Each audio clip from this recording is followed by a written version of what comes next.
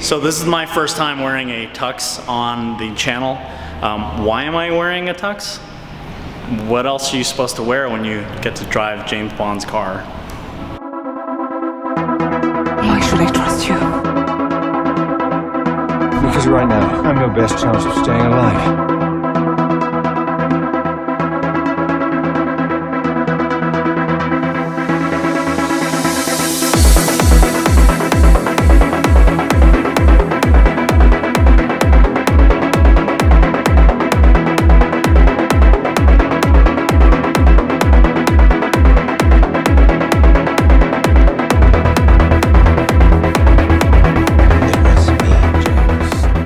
As a kid growing up in the Motor City, ever since I can remember, I've been a fan of two things: Batman and Bond. James Bond. Both had really cool cars with lots of gadgets, with Bond's being slightly more street legal. Aston Martin has always had an understated elegance. So when I was invited to be one of the first people in North America to test drive the new 2017 DB11, I was ecstatic. Now, if you watch my channel, you know that I'm a business mentor and angel investor, not a car reviewer. So how does a simple kid from Detroit get this honor? I happen to love charities. Aston Martin San Diego happened to be a sponsor to the first charity event I ever organized, the inaugural Heels and Wheels charity fashion show, which benefited Rady's Children's Hospital in San Diego.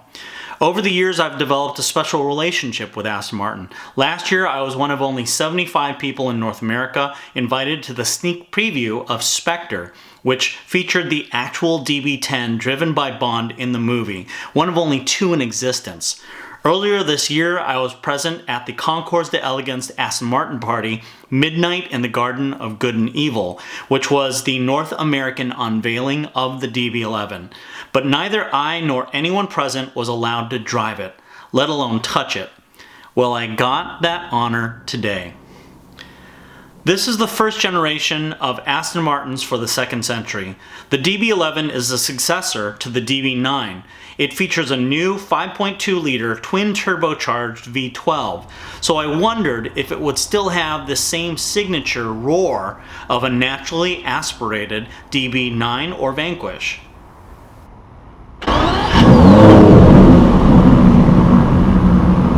Well, that answered my question. The car I drove was actually a prototype, the first car to emerge from the new partnership with Daimler-Mercedes. So we weren't allowed to show you the interior of the car because the look wasn't finalized yet. But you'll have to believe me when I say it was absolutely exquisite. Totally reimagined with more tech than any Aston Martin in history outside of the movies. I was a bit worried coming out of the parking lot that I'd get distracted and scratch this $211,000 car. But once I hit the open road, my fear was replaced with excitement. This car is a beast, but one that's handcrafted with love and meticulous detail. Now, if you've ever driven a Lamborghini or Ferrari, you'll know that while they're fun to drive from suburb to city, you wouldn't want to drive them from city to city. That's because there's a difference between exotic and luxury. Lambos and Ferraris, while exotic, aren't luxury. Your back hurts after 20 to 30 minutes, which means you couldn't tour from, let's say, Florence to Milan, much less the rest of Europe, without giving yourself some serious scoliosis. On the other hand, luxury cars like Rolls-Royce and Bentley are comfortable, but they're not exotic. They're not fun to drive. This, however, is Aston Martin's newest GT, a Gran Turismo. So it's both exotic and luxury. High performance, yet built with elegance. I felt like I could drive this from Paris to Milan, much less a simple trot from San Diego to LA. The styling of the DB11 shows inspiration from two places: the DB10 concept car featured in Spectre, and the $2 million track-only racing car, the Aston Martin Vulcan. So it shares a lot of technical advantages like the curly-Q gill vents on the side, airblade spoiler in the rear boot, and single, as they say, aluminum clamshell bonnet. It goes 0 to 60 in 3.9 seconds with a top speed of 200 miles per hour. Though I didn't take it that fast, I did raise the hairs on the back of my neck. With all that power, it's actually one of the most fuel efficient ones they've ever made. One of the new advances is that during longer trips, the onboard computer shuts down cylinders for fuel economy. As I approached the final straightaway of my 20-minute ride, I let the 600 horses loose. All I can say, it was pure bliss. I didn't want to return it, but there was a very polite British man from Aston Martin Corporate sitting next to me that probably had some cute British kid somewhere that needed him back. Also, Gary made me promise to bring her back in one piece. I went inside to talk to Gary in their new state-of-the-art showroom.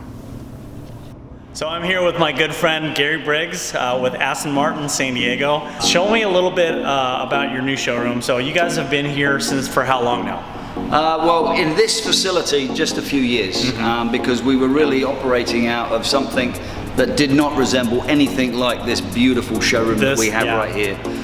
This is a very special facility, unique perhaps within the entire United States, as it is a standalone facility, Aston Martin facility. We've got a super inventory of cars, and the actual cars that are here are really representative of the brand. You know, Aston Martin is a really unique company, founded in 1913.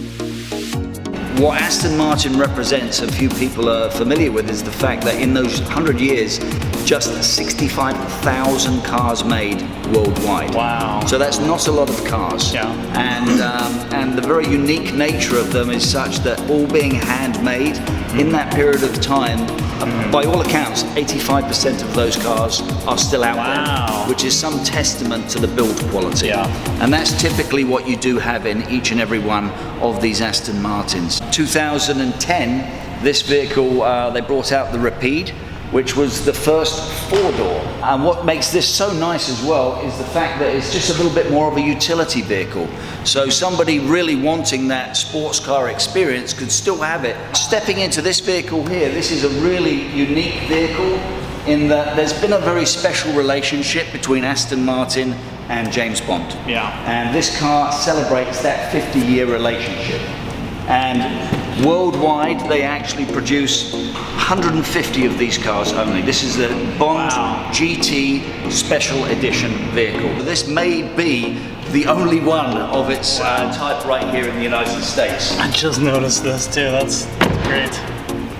That's amazing. This car actually comes with a really delightful attaché case, along with this special edition James Bond watch, and I think there's even a bottle of Bollinger in there somewhere. Oh, you're killing me. Here is the flagship car, the Vanquish. This is the Vanquish Volante. This is the Vanquish Coupe. So pretty. Flagship cars, both of them, entire carbon fiber skin. The entire car. So they're very, very light. V12, naturally aspirated, 565 horsepower, and gorgeous, as you can see.